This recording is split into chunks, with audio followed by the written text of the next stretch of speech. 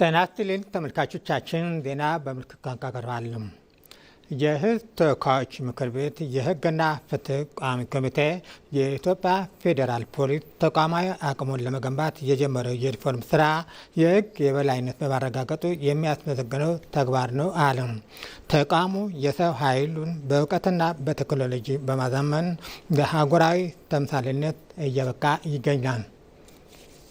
የኢትዮጵያ ፌዴራል ፖሊስ ባለፉት ዓመታት ተቋማዊ አቅሙን ለመገንባትና ዘመናዊ አገልግሎት ለመስጠት ሰፋፊ የሪፎርም ስራዎችን ሲያከናውን ቆይቷል። ይህ የለውጥ ሂደት በዋናነት ተቋሙን ከፖለቲካ ወገንተኝነት የጸዳ በእውቀት የሚመራና ለዜጎች ደህንነት የቆመ ለማድረግ የታለመ ነው። የሕዝብ ተወካዮች ምክር ቤት የሕግና ፍትህ ጉዳዮች ቋሚ ኮሚቴ የኢትዮጵያ ፌዴራል ፖሊስ የ9 ወራት የስራ አፈጻጸም ሪፖርትን ገምግሟል። በግምገማውም ተቋሙ ባከናወናቸው መጠነ ሰፊ የሕግ ማስከበርና የሪፎርም ስራዎች አበረታች ውጤቶች የታዩ ናቸው ሲሉ ቋሚ ኮሚቴው አንስቷል።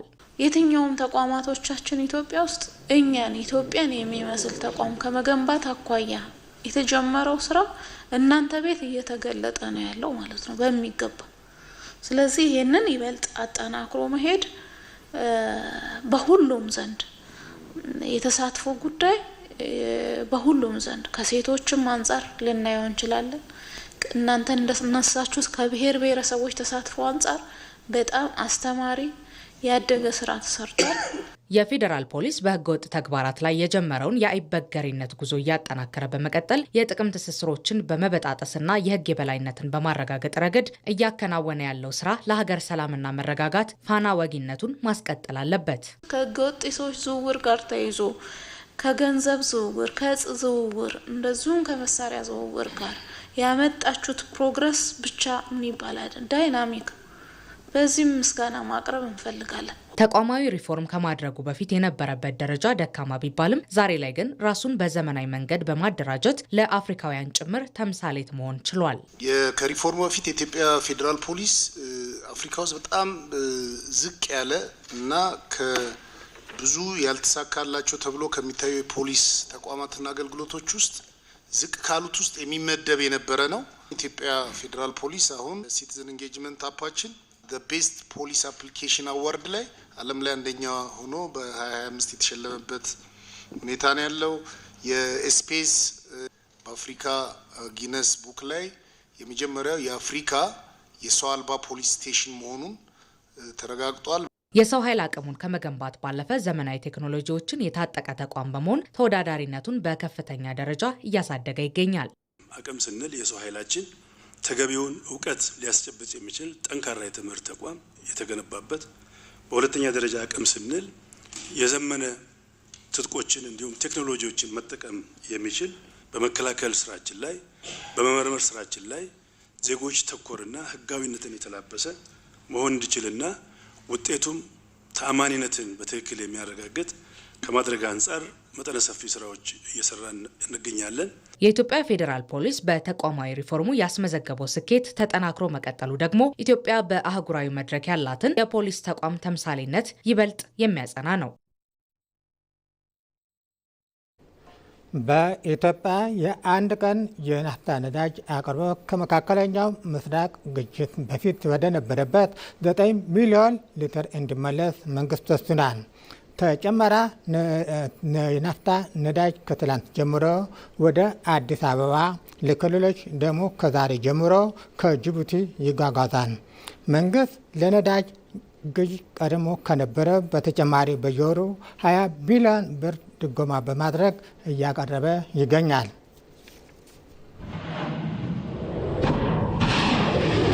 የመካከለኛው ምስራቅ ጦርነት በዓለም አቀፍ ደረጃ የነዳጅ አቅርቦት ሰንሰለትን በማናጋትና የዋጋ ጭማሪን በማስከተል ከፍተኛ ጫና ፈጥሯል።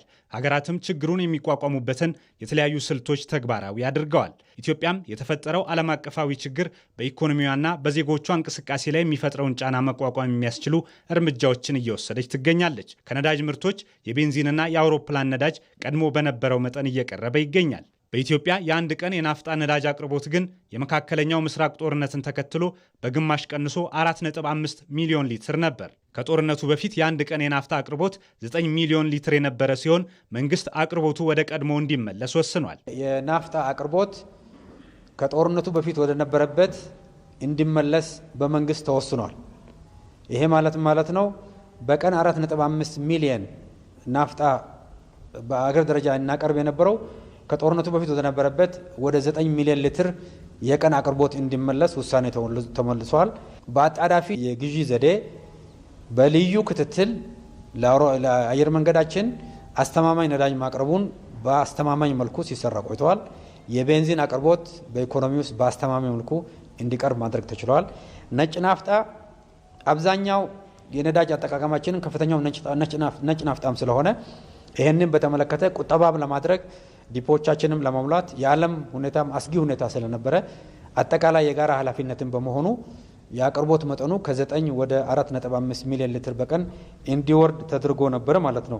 ምንም እንኳን የነዳጅ ዋጋ በዓለም አቀፍ ገበያ በከፍተኛ መጠን የጨመረ ቢሆንም መንግስት ምርቱ በልዩ ግዢ እንዲቀርብ እያደረገ ይገኛል። በዚህም ምክንያት ቀድሞ ከነበረው በተጨማሪ ከፍተኛ ድጎማ እያደረገ ነው። ተጨማሪ ዋጋ ወደ ህዝቡ አልተላለፈም።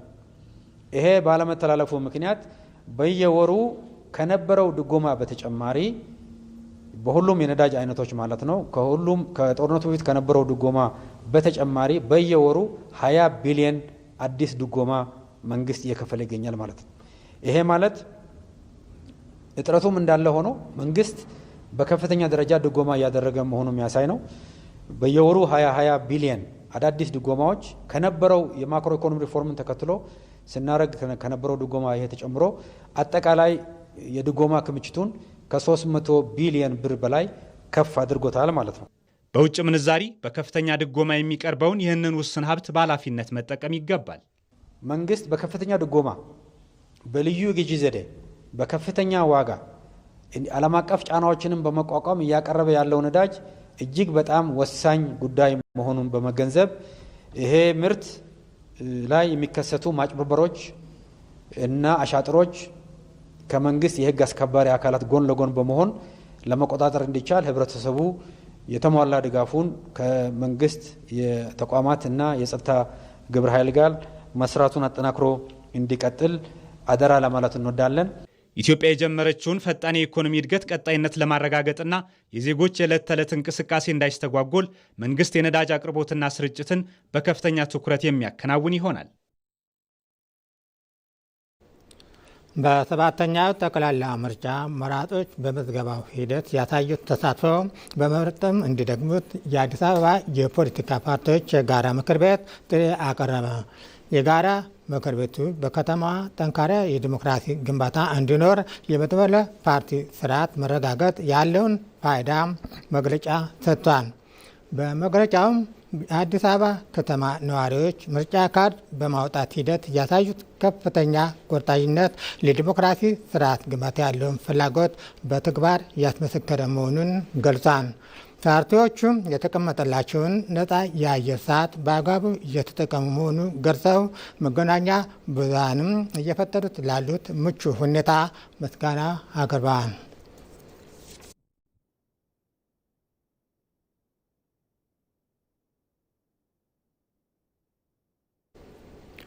በመጨረሻም በአዲስ አበባ ከተማ የተቋማት ግንባታ ሪፎርም ስራ ውጤት እያስገኘ ነው። ከንቲባ አዳነች አቤቤ የአዲስ አበባ ደንብ ማስከበር ባለስልጣን መስሪያ ቤትን ጎብኝተዋል። የአዲስ አበባ የደንብ ማስከበር ባለስልጣን በቴክኖሎጂ ራሱን አዘምኖ ስርዓት ማስከበር የማገልገል ተልዕኮ በብቃት እንዲወጣ እያደረገ ነው። የማይቻል የሚመስለው የለውጥ እሳቤ ተችሏል። ያ በየተቋማቱ ወንበርና ጠረጴዛን ያቆሸሸው የወረቀት ንክኪ ቀርቶ ስራን በሚያቀላጥፈው የቴክኖሎጂ አሰራር ተተክቷል። የተቋማት መዘመን ደግሞ በግለሰቦች ዝንባሌና ፍላጎት ላይ ተንጠልጥለው የሚዘወሩበትን የኋልዮሽ ዘመን እንዲያበቃ እያደረገው ነው። የብልጽግና ተምሳሌቱ አዲስ አበባ ከቅርብ ዓመታት ወዲህ ቁልፍ ተግባሩ አድርጋ እየሰራችበት ያለው ነፃ ገለልተኛና ብቁ ተቋማትን የመገንባት ስራ በጽኑ ስርዓት እና በማይናወጥ ተቋማዊ መዋቅር የሚመሩበትን አዲስ ምዕራፍ አብስሯል። ይህ ጥልቅ የለውጥ ጉዞ ፍሬዎችን ማፍራት ብቻ ሳይሆን በጠንካራ ተቋማት ግንባታ የነዋሪውን የቆየ ቁስል የሚፈውሱ ተጨባጭ ድሎችን እያስመዘገበ ነው። አገልግሎታቸው ቀጣይነት ያለው ሰው ላይ የተንጠለጠለ ሳይሆን የተቋም ጠንካራ አገልግሎት ሰጪነት ቀጣይነት ያለው እየተገነባ የሚሄድ ይሆን ዘንድ ነው እየሰራን ያለ ነው። በዚህ መልክ ብዙ ተቋማቶች እየተቀየሩ ነው። ከዛ ውስጥ ደንብ ማስከበር አንዱ ነው።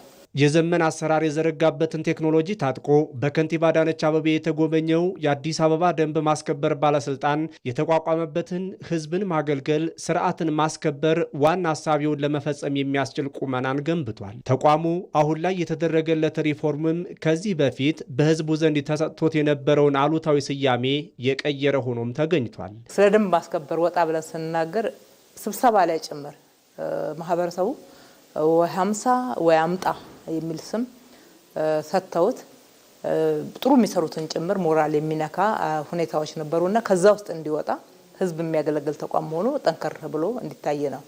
አሁን ዛሬ ደግሞ እንደምናየው በቴክኖሎጂ ራሱን አዘምኖ ደንብን ለማስከበር የሚያስችል ትክክለኛ መረጃ እየደረሰው መረጃ ላይ ተመስርቶ መወሰን፣ መረጃ ላይ ተመስርቶ ህግና ስርዓትን ማስከበር ያጠፋንም ትክክለኛ ጥፋት መሆኑን አረጋግጦ የሚጠይቅበትን አቅም ገንብቷል። ይህ ጠንካራ የተቋማት ሪፎርም ለስሉጥ ከተማ ወይም ስማርት ሲቲ ግንባታ የጀርባ አጥንት ነው። የአዲስ አበባ የመዘመን ጉዞ ደግሞ በቴክኖሎጂ የረቀቀች ብቻ ሳትሆን ፍትህ የሚነግስባት፣ ከወረቀት ንክኪ ነፃ የሆነ ቀልጣፋ አገልግሎት የሚሰጥባትና ነዋሪዎቿ በክብር የሚስተናገዱባት እየሆነች ነው። ዛሬ በደንብ ማስከበር ባለስልጣን የታየው ስር ነቀል ለውጥ ተቋማት ከአሮጌው የአሰራር እስር ተላቀው ወደ ዘመናዊው የልዕልና ምዕራፍ መሸጋገራ ቸውን የሚያሳይ ህያው ምስክር ነው። ወረቀት አልባ አገልግሎት እየተሰጠነ ያለው ይሄ ደግሞ አፕሊኬሽኑ ወደ ሞባይል መተግበሪያ ተቀይሯል። ከተማችን ስማርት ሲቲ እያደረግናት ነው። የስማርት ሲቲ አንዱ አካል እንደዚህ አይነት የወረቀት ምልልሶችና ጊዜን ሀብትን የሚያባክኑ ሁኔታዎች እንዳይኖሩ በአሰራርም ቀርፋፋነትን የሚቀርፉ ስራዎች መስራታቸው ነው። አሁን እዚህ ጋር እንደ ደብዳቤ ጥያቄ ደንብ ማስከበር ቢመጣ በእነኚህ በስማርት ኦፊስ አማካኝነት ባለበት የሚመለከተውን ኃላፊ ደርሰዋል፣ እዛ ጋር ይወስናል፣ ውሳኔውን እዛ ሆኖ ያስተላልፋል ማለት ነው።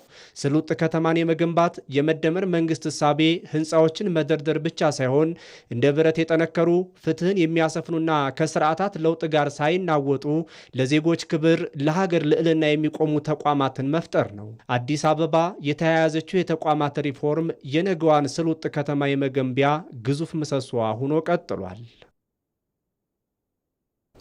ዜናው አበቃ። ከቀሪ ፕሮግራሞቻችን ጋር መልካም ቆይታ።